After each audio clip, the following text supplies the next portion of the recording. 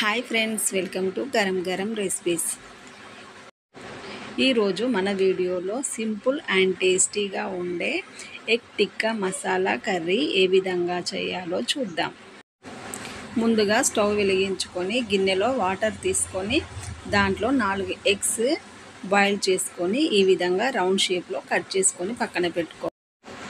ఇప్పుడు ఒక mixie jar తీసుకొని కట్ చేసుకున్న టమాటో ముక్కల్ని, 4 పచ్చిమిర్చి, కొద్దిగా పుదీనా వేసుకొని మెత్తటి పేస్ట్లా తయారు చేసుకొని పక్కన పెట్టుకోవాలి. ఇప్పుడు స్టవ్ వెలిగించి ప్యాన్ పెట్టుకొని 2 టేబుల్ స్పూన్ల ఆయిల్ వేసుకొని దాంట్లో మసాలా దినుసులు, కట్ చేసుకున్న ఉల్లిపాయ ముక్కల్ని వేసుకొని 2 మినిట్స్ ఫ్రై చేసుకోవాలి. ఇప్పుడు కట్ చేసుకున్న పచ్చిమిర్చి, కొత్తిమీర, అల్లం వెల్లుల్లి పేస్ట్ వేసుకొని మరొక 1 మినిట్ వరకు వేయించుకోవాలి. ఆ తర్వాత 1 టేబుల్ స్పూన్ పసుపు, మనం ముందుగా తయారు చేసుకున్న టమాటో పేస్ట్ని కూడా దాంట్లో వేసుకొని బాగా కలుపుకొని ఒక 10 నిమిషాల పాటు మగ్గనివ్వాలి.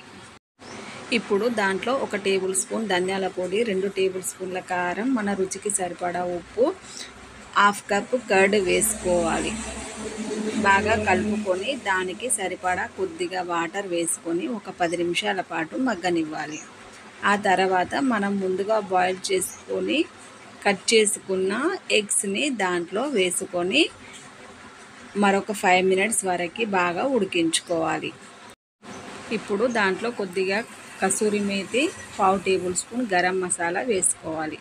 అంతే అండి, సింపుల్గా ఎంతో టేస్టీ అయిన egg tikka masala curry ready. ఇది వేడి వేడి రైస్లోకైనా రోటీలోకైనా చాలా బాగుంటుంది.